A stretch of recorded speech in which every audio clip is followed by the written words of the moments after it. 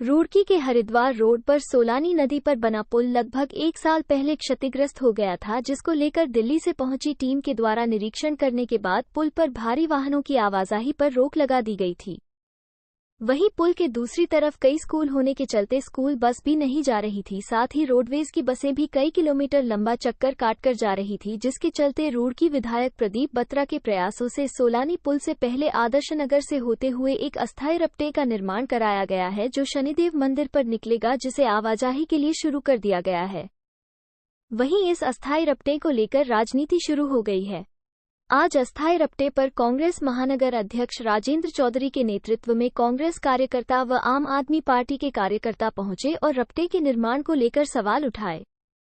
कांग्रेस महानगर अध्यक्ष राजेंद्र चौधरी ने कहा कि 1 साल बीत जाने के बाद भी पुल को लेकर मात्र औपचारिकता निभाई गई है, जो कि भाजपा सरकार की लापरवाही है।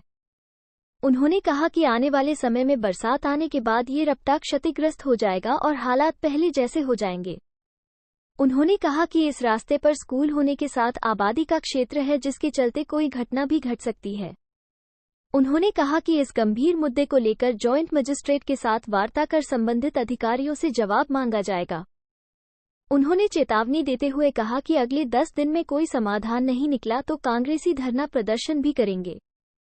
आम आदमी पार्टी नेता दीपक लाखवान ने कहा कि आनन फानन में आबादी क्षेत्र के बीच से रास्ता निकालकर यह रपटा बनाया गया है, जिसको लेकर स्थानीय लोगों में भी रोष है। उन्होंने आरोप लगाते हुए कहा कि जनप्रतिनिधियों के द्वारा जनता के पैसों का बंदरबाट किया जा रहा है, जिसे बर्दाश्त नहीं किया जाएगा।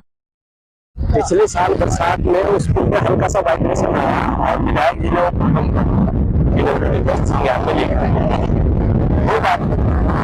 एक साल तक वो मरम्मत या उस पुल के बराबर में दूसरा नया पुल ना बना करके अब जब यहाँ की जनता परेशान होने लगी और हम लोग वो सड़कों पर उतरने लगे, तो विधायक जी ने आनन फानन में दिमाग लगाया और एक ऐसी तरफ से एक मोहल्ले के अंदर से रास्ता निकाल दिया। और ये ऐसी जगह से रास्ता निकला जहाँ शाम के समय बच्चे भी खेलते रहते सब कुछ। अब यहाँ से ये हाईवे निकाल दिया। आप देख रहे होंगे स्कूल की बसों के अलावा सारा ट्रैफिक यहाँ से चल गया। वहाँ जाम रहने लगा, आपस में लोग लड़ रहे हैं, भिड़ रहे हैं, एक दूसरे के गुत्थम गुत्था चल रही है। मैंने ऐसी वीडियो पे आपको दिखाई होगी। अब क्या होता है कि विधायक जी को पता लगा है कि यहाँ जमीनें हैं कुछ, और उस जमीन के रेट बढ़ जाएंगे, हाईवे टाइप का निकाल दिया होगा उन्होंने। लेकिन ये तो 15 दिन के लिए चलना। विधायक जी से मेरा ये कहना है कि आप शहर के विधायक हो, चुने हुए तीसरी बार के विधायक हो, इतना भी मत लोगों को परेशान करो कि लोग जो है तुम्हें बिल्कुल ही घर पे आके जो धरना प्रदर्शन करने लगे। ये विवादित रहना चाहते हैं, मुझे ऐसा लगता है। विधायक जी, अगर विधायक जी का स्कूल इधर होता, इधर की ओर, तो शायद वही पुल चालू करवा दिया होता विधायक जी ने। सरकार चाहती 24 घंटे के अंदर उस पुल पर दूसरे उसके पुल के बराबर में दूसरा निर्माण कार्य चल चुका होता है। लेकिन विधायक जी को की जो मंशा है वो कुछ ऐसी लग रही है कि जैसे कि वो नहीं चाहते कि इधर के स्कूल चले। कह रहा जब उसमें हमारा काम बहुत कम पैसे में हो रहा था तो ये इतना बड़ा ड्रामा क्यों खेला विधायक जी ने, ये सोचने की विषय है। पैसा तो जनता का है ना।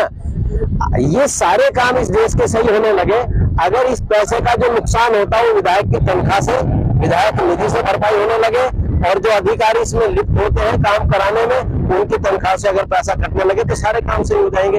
अभी हम ज्ञापन देंगे मुख्यमंत्री को, प्रधानमंत्री को, जिनकी सरकार है उन्हीं को कहेंगे हम तो। और अगर जरूरत पड़ी तो हम लोग यहाँ धरने पे बैठेंगे भाई जी, हम धरने पे बैठेंगे, यहाँ पर भी बैठेंगे और इस पुल को चालू कराने के लिए भी बैठेंगे। ये मुझे शायद ऐसा याद आ रहा है कि आपके माध्यम से ही ये जब पुल खराब हुआ पिछले साल तो ये आवाज़ उठाई गई थी।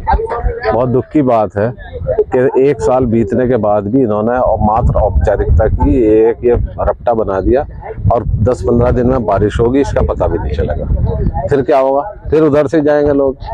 दरअसल ये तो हमारे स्थानीय जो सांसद रहे या वर्तमान में जो लड़ रहे हैं, जो भाजपा की सरकार है, उनकी लापरवाही है। जब 1 साल पहले विभाग ने कह दिया कि ये पुल चलने योग्य नहीं रहा, भारी वाहनों के लिए नहीं रहा, और इस समय 4 धाम यात्रा भी चल रही है। इस समय हरिद्वार में सबसे ज्यादा जो है तीर्थ यात्री जा रहे। इस समय जो है परीक्षाएं चली अभी पिछले महीने।